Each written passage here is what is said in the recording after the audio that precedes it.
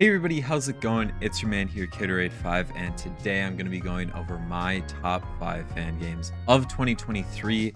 I'd like this to kind of begin an annual series where I go through my favorite fan games of the year. I think it's really important not only to show you guys, give you guys a few options for games that maybe you haven't played this year, and also it's good for me to just kind of log and review all the great games that I played this year. Now, I'm only going to be going over the games that I played myself this year, so if there's anything that you think missed out on the list, then make sure to put that in the comment section below. I'm always looking for suggestions, but I probably didn't get to it this year. Anyways, let's hop straight into it with some honorable mentions. So first up, we got Pokemon Pro, which is one of the most underrated games that I played this year, and I'm honestly really surprised that I didn't see more people playing it. It's originally a Spanish written game, but because it's made in PSDK, you're able to play it in English as well, so I took full control of that. Even though there's only like a short demo available, there's just so much to like here. There's like a 16:9 resolution for it, which allows, I think, its biggest strengths, which are the mapping and the graphics, to shine, and there's a lot of really cool fake mon. Although there's not a lot of story yet, I'm really looking forward to seeing what happens. There's just such a cool region design, and I think it's all gonna play together super well. Plus there's supposedly another demo coming out this December, so I'm really looking forward to that. So next up, we got Pokemon Shattered Dimension. As opposed to the previous entry, Shattered Dimension is complete, and just like the previous entry, there's a lot to like, along with what, in my opinion, is probably some of the most underrated mapping in fan games as a whole. This game is centered around a really cool mechanic of exploring the same map, but like in 2 different dimensions. So you have like 2 different settings, where like one's a winter setting and one's like a spring or summer setting, which is really cool. And there's also some really cool characters. There's Looker.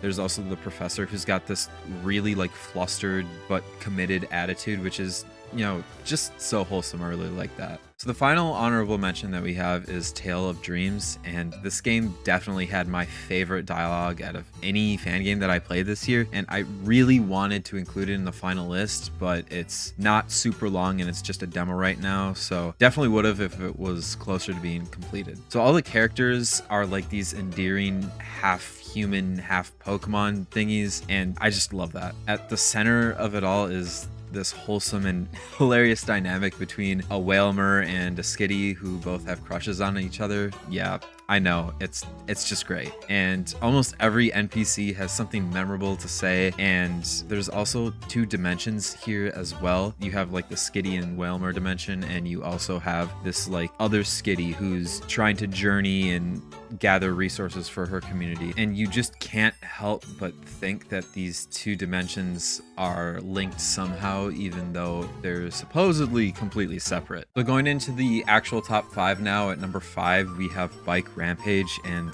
I might be cheating a little bit on this one. It's the only game on the list that doesn't actually have a Pokemon battle in it, but let me say, if that's a minus in your book, this game more than makes up for it. This game is so fun as you're riding around in the Kanto region and you're just running over people.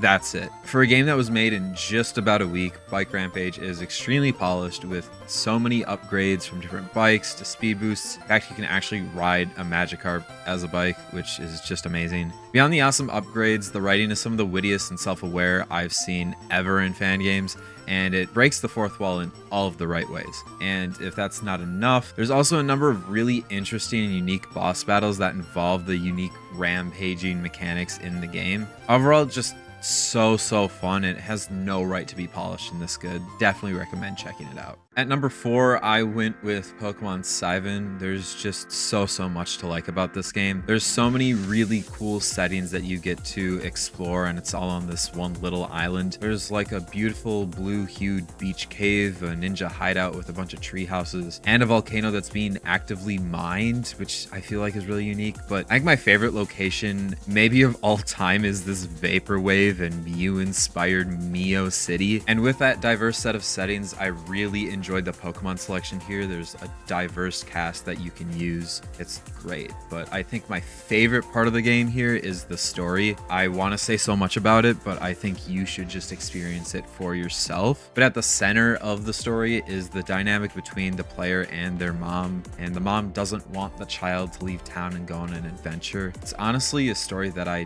didn't really know I needed, and it just impacted me a lot this year.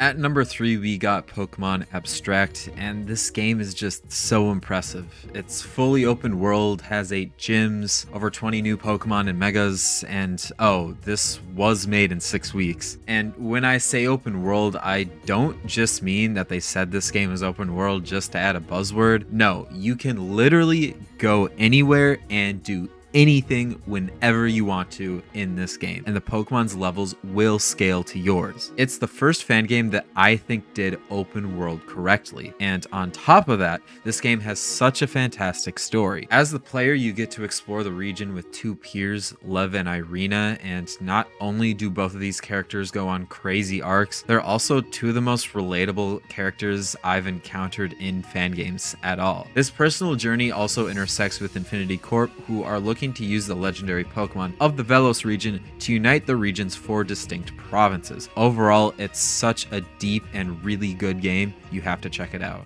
At number 2, we have Tales of the Outskirts Stand, and I'm such a sucker for these types of games. They incorporate a real location or a real person from an official Pokemon game, but then they add their own twist or their own character or story. That's exactly what happens here. We're back at the Outskirts Stand in the Ore region, and the player magically stumbles upon a snag machine and has to deal with the resurgence of just so many iconic characters from those 2 games. And with the snag machine also comes Shadow Pokemon. The cast of those are super varied, and there's a lot of really fun teams that you can make. It's really cool. I love the Shadow Pokemon designs as well. They're just great. And I think the story is really underrated too. It incorporates so many different characters into one cohesive story, and there's quite a few unexpected twists along the way.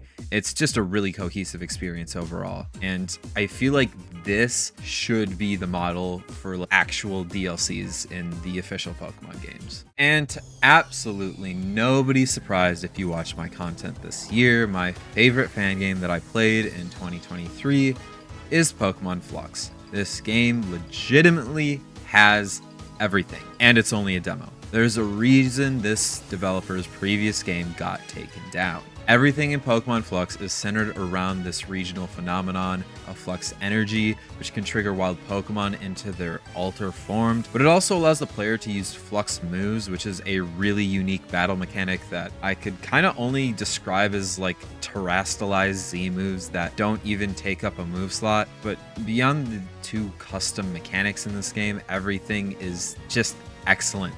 There's so many fantastic Fakemon designs, top tier mapping, a custom UI, a reinvented gym system, and just so much more. And the story is showing so much promise too. Again, it's only a demo. The Altair's an extremely powerful family, run the League system, and Altair Corp, which is the company that provides all the energy to the region, which is through the Flux energy phenomenon itself. And the 3 siblings of the Altair family are really interesting. They have different personalities, so you can get to see them clash and mesh, which is really cool.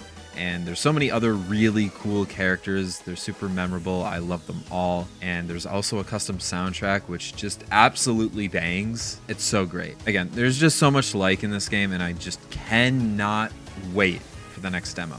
Anyways, thank you all for watching. I'd be really interested to see what your guys' top 5s are, so make sure to put them down in the comment section below. I, again, am always looking for more fantastic fan games to play. If you enjoyed this video, make sure to mock punch that like button and, of course, subscribe. We do a ton of fan game content here, so you don't want to miss out on that. But I think that is it for me today, everybody. This is Caterade5 signing out. Thanks for watching, everybody, and have yourselves a good day.